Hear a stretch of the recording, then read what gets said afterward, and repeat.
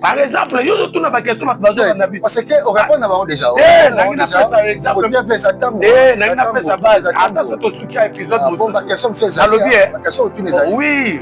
Aux autres des prophètes à répondre d'abord déjà. Mais papa, les enseignements papa, yo ça m'a t'attendre ma question parce que ma question sont tous les amis. Oui, bien sûr. Ma pasteur, ma évangéliste, ma docteur, ma prophète, ma apôtre. Biso nyonso tozala na biso ba apôtre te tozala ba prophète te tozala ba pasteur pété.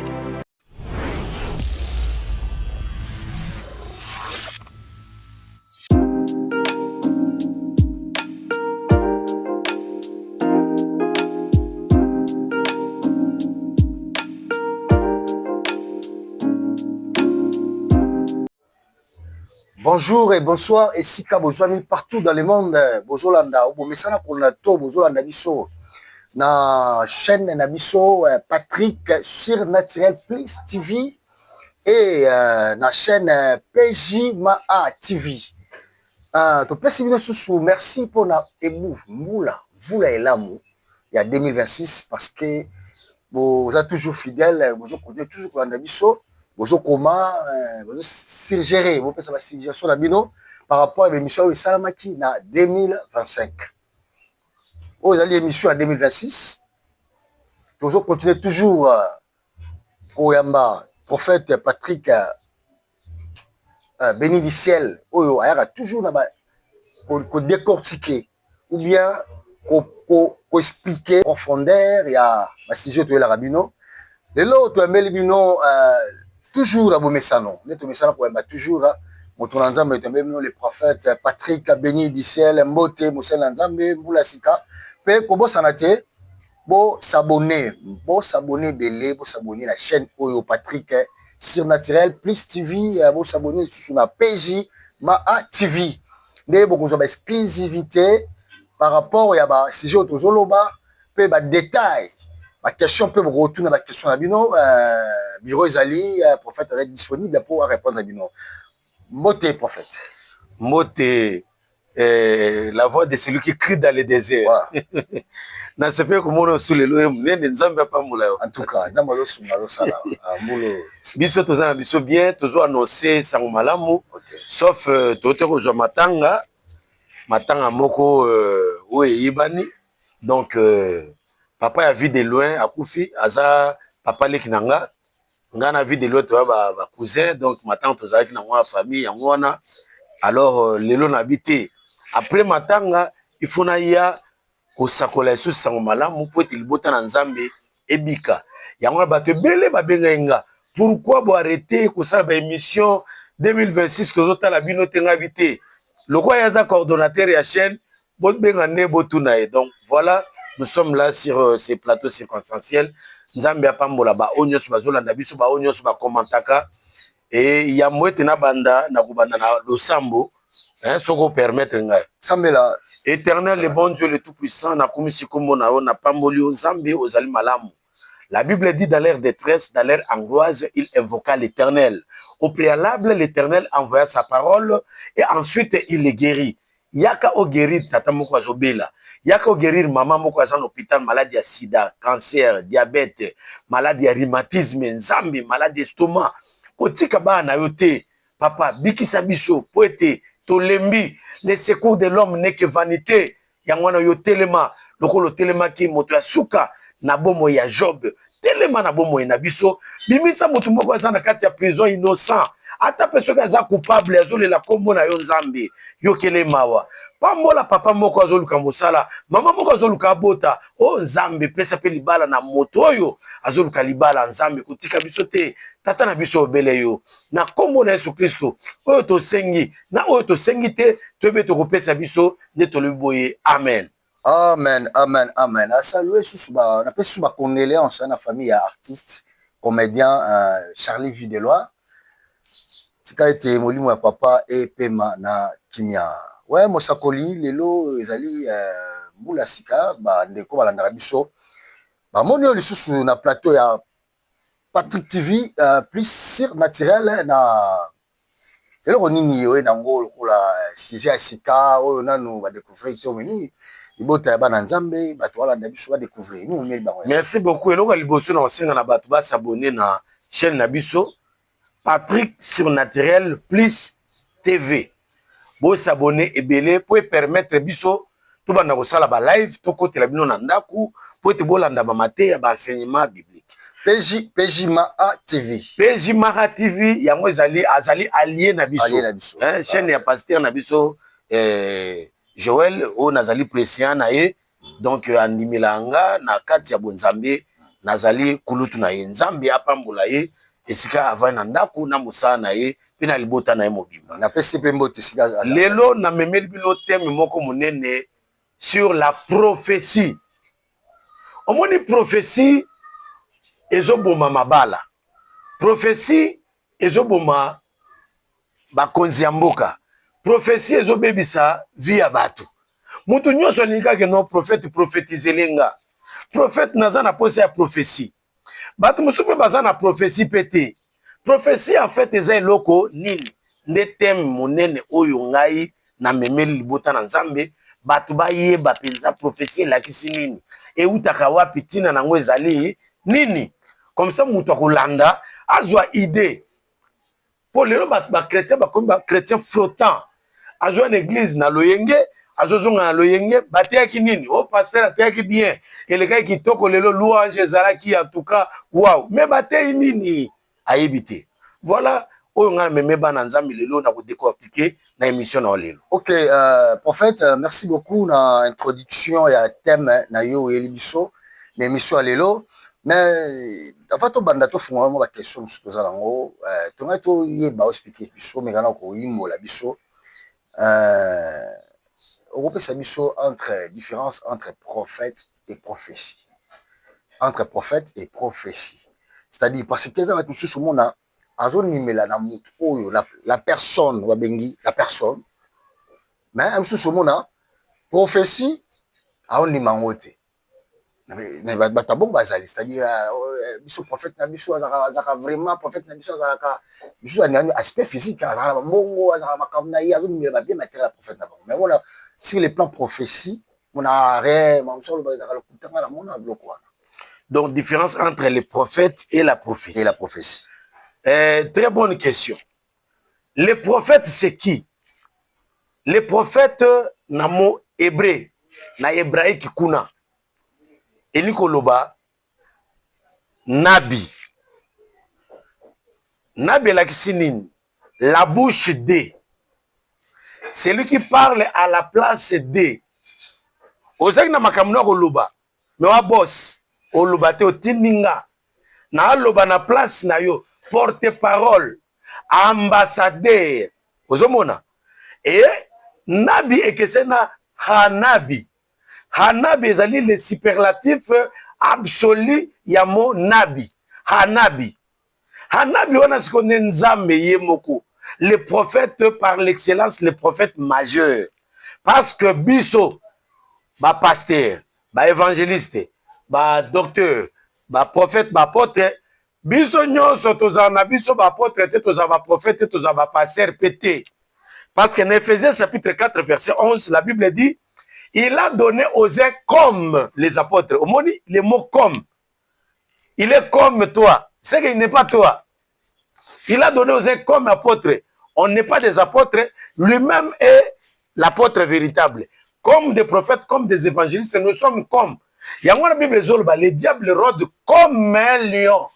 Il n'est pas le lion, car le véritable lion, c'est Jésus-Christ, qu'on l'appelle le lion de la tribu de Juda. Alors lui, le diable rôde comme un lion. Alors, un prophète, c'est celui qui est l'ambassadeur. Il parle à la place de celui qui devrait parler. Un prophète, c'est celui qui voit des choses du passé, du présent et du futur. Prophète a prophétisé le cas.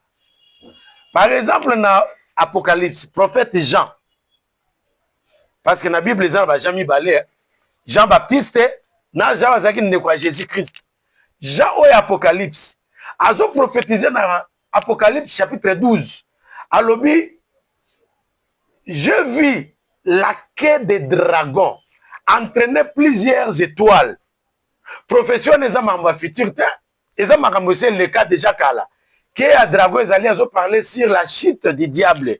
Moukila ne même plusieurs étoiles. Les étoiles, ce sont les anges. Au moins, profession ne attend yaka yakala.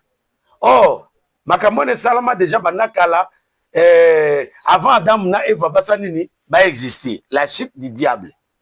Et prophète Jean a prophétisé makamozoya. Alors les 4 êtres vivants. Les 24 vieillards, bakoboka motole na bangu, makamwana esengeli ya. Yangwana pour votre information. Batuo bayemba, baser lor mbongo, ni bange, tukumi bale na mine, bakoboka mitole na bangu. Azo yemba longa makambo salamaka. Makamwana esalamate.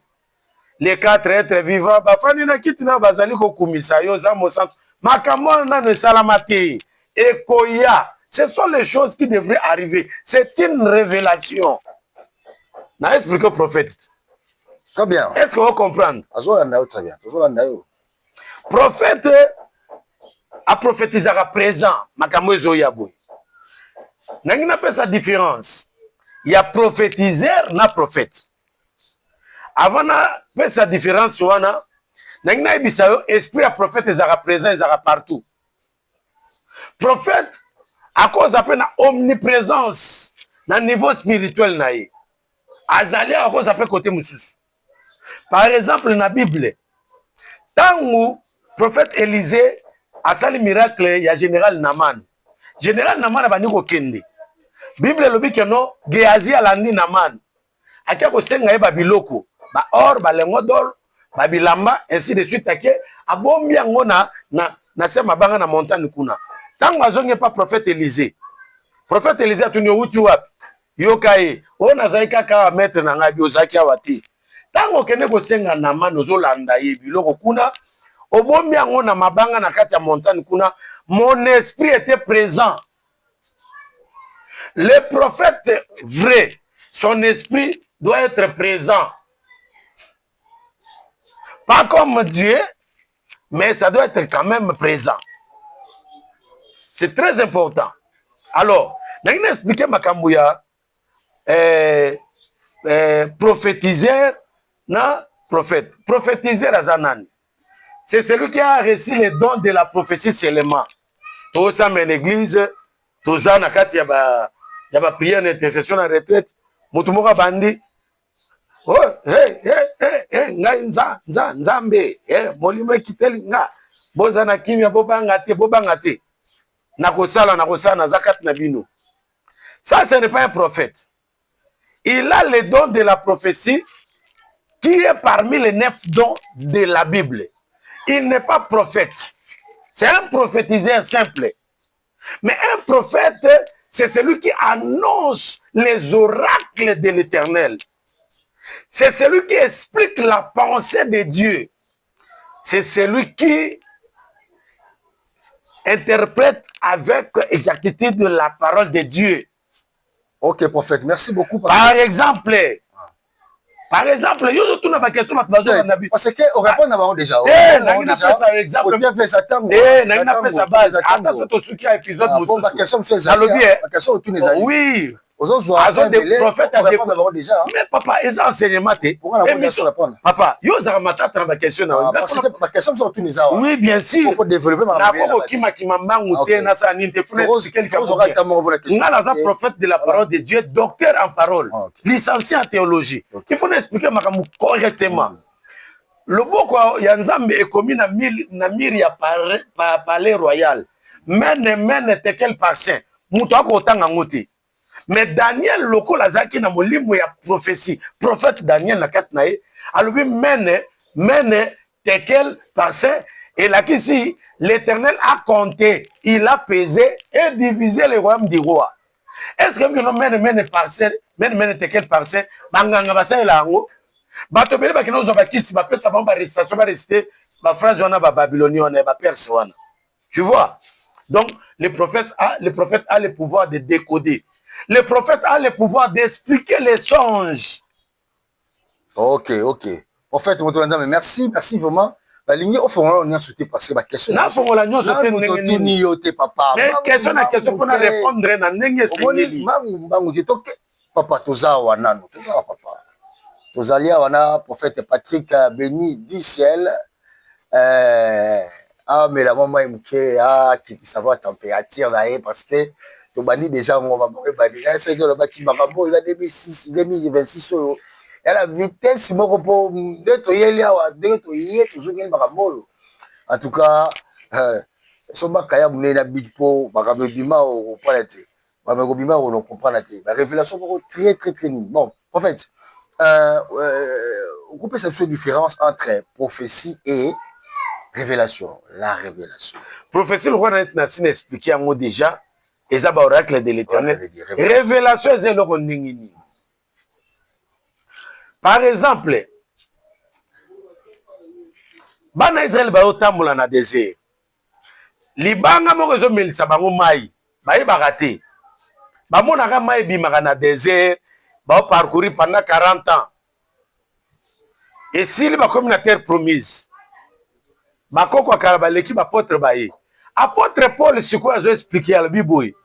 Les rochers qui vous donnaient de l'eau à boire au désert, ces rochers étaient Christ. Ces rochers-là marchaient. Ah! Nzoka mayo bakoko na biso amelaka. Ezaka ne libanga ne muto bande ko melisa bango. Libanga ngo bande otambula. Libanga ngo ezaka Christ. Au moins les révélations. Donc, bamona ka libanga baye bakati. C'est ça la révélation. La révélation pour les Écritures existait. Par exemple, ma commune dans la Bible dit les Écritures tuent, l'Esprit vivifie. Tant qu'on a ensemble l'ensemble, Matthéo n'a teya, n'a pas teya on n'engenin, nous avons révélé nga verset oyo lobela yango boye. Par exemple, batoubalba que nous dit dans le Nouveau Testament zalakate. Mais nous avons révélé que nous dit dans le Nouveau Testament zalé sur l'Ancien Testament. Pour na Malachi babi que non, pour ceux qui payent la dîme, voici ce qui arrivera à la suite du temps pour eux. Nous avons dit, je menacerai pour eux les sauterelles, les gazam, les gélèques, la grande armée envoyée par l'Éternel. Je menacerai. Au moins, ils en ont fait futur. Donc, ce que sont à foutre à dîme, aussi longtemps nous foutaka, nous avons menacé, puis bateau va menacaka, mutuana. Moni, promesse les en a fait futur. Si comme mutuana dans la révélation, alors bah que noter, sous le Ancien Testament. Azang na connaissance, tu vois. La révélation aussi marche avec la connaissance. Donc voilà, au l'autre appelle notre mot pour comprendre l'Éternel me révèle que et la kisibou. Le roi va prophète allélo va comment au l'autre moi yokaye. C'est que me impédicité. Est-ce que moi ça me impédicité? Moi ça a peu gardiennage. Moi qui la rabatulé en Europe. Moi côté n'a pas que la supermarché so minini. Ba moi au côté na drogue na aéroport ba kangayo. Wana nyo ça me impédicité. Donc, voilà un peu, à quelques mots, la révélation. Et Bible, Dieu parle tantôt d'une manière, tantôt d'une autre, dans des songes et des visions nocturnes, pour révéler à l'homme des choses que l'homme ignore, afin que l'homme ne tombe pas dans le gouffre. Voilà.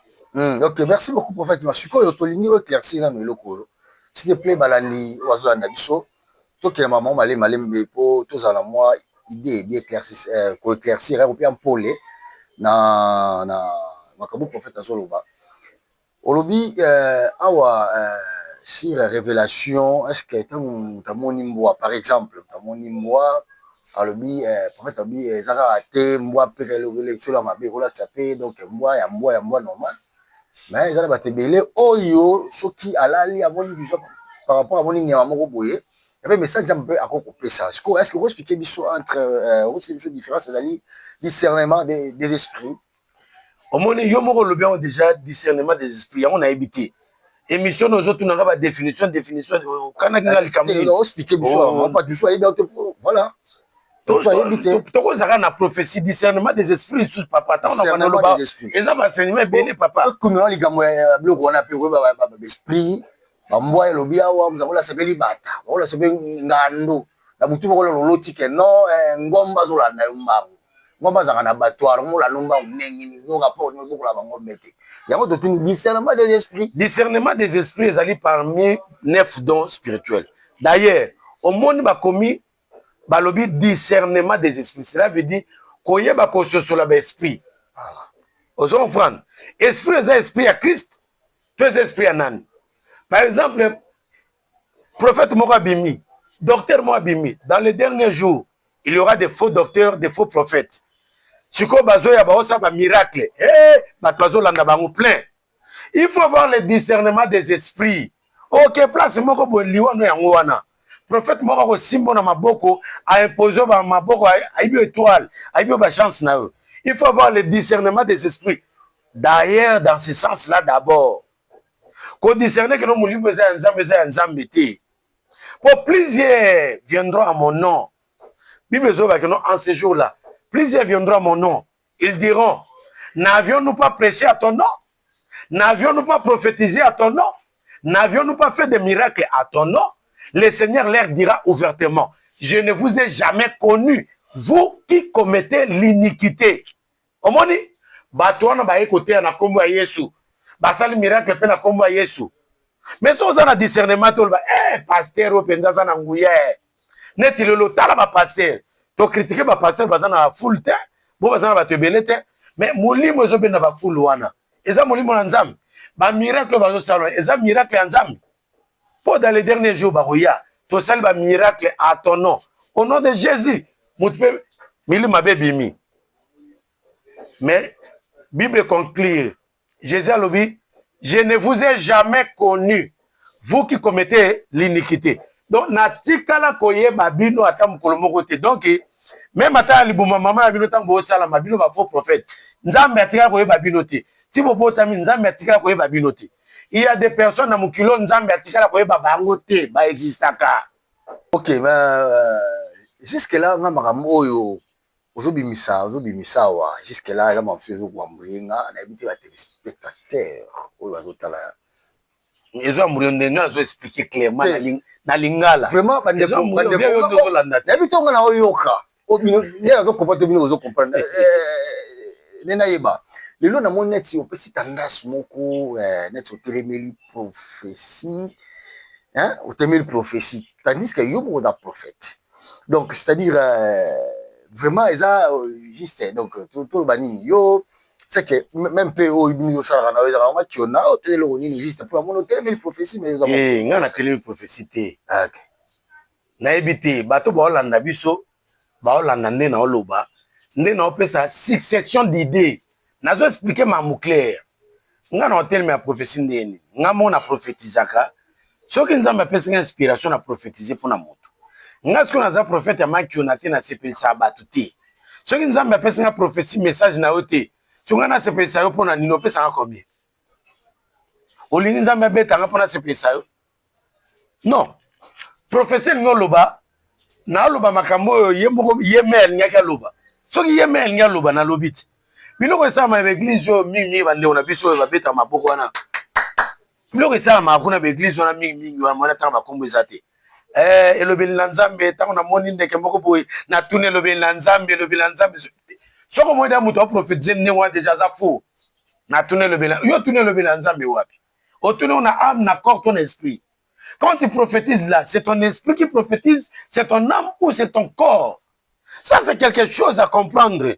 Moutouaza prophète, il doit maîtriser le monde prophétique, il doit maîtriser les prophétiques. Nga na hotel mais la prophétie te naza muta mankionate. Mankionezali montage. Mais pourquoi batongo bandimi ya na l'église ko samela balingi te sacrifice quand nzambe balingi yango te via prière balingi yango te via kolukelu nzambe balingi te balika ba prophétie surtout bana basi balingi prophétie ateza lokuta mais balingi kaka kaka prophétie eza mingi pona bato o bazali faible ne balinga biloko wana nzambe alobelinga neti ndeni bondela pona libala no nzambe akorienter pas seulement par la prophétie. Dieu ne parle pas seulement par la prophétie. Dieu parle tantôt d'une manière, tantôt d'une autre, dans des songes et des visions nocturnes. Vous voyez bien, Il y a ce qu'on appelle la parole de connaissance. Bato bele mo ba prophétiser, ça n'est pas parole de connaissance. Et ça même pas prophétie. Il y a le discernement des esprits et il y a le courage. Mutu muso ko tala peke no. Na Kinshasa déjà batel ka ma moko bodya ndenge za ba sale mini nzoto déjà. Mama na moni bitumeza na kata famille na bino. Mutu biso za bitumba. Nani wazangi bitumba na kata famille na bango. Ndoki nini oyo azalaka te na kati ya famille songolo bakala. Pesa biso prophétie bien. Ndenge toza boye. Après 2 ans etikali ya mandat, nani waza président. Mais biso toza na message. OK. Toza na message sur exact. Yoza na message. Naza na message. Nzamba pesa yo message. Naza na message na yebi après 2 ans nana obima président de la République. Pona muto ya mokonza mboka après mandat oyo. Na yebi. Merci bandeko balandi. Merci boyoki numéro oyo. To bomeli bino suite ya prophète akoya koloba message oyo nzamba pesiye. Pona mnana kobima mokonza mboka. À part ça bakamsha koya nango. Na koloba ngo soki nzambe autorisé nga so c'est le moment d'annoncer cela.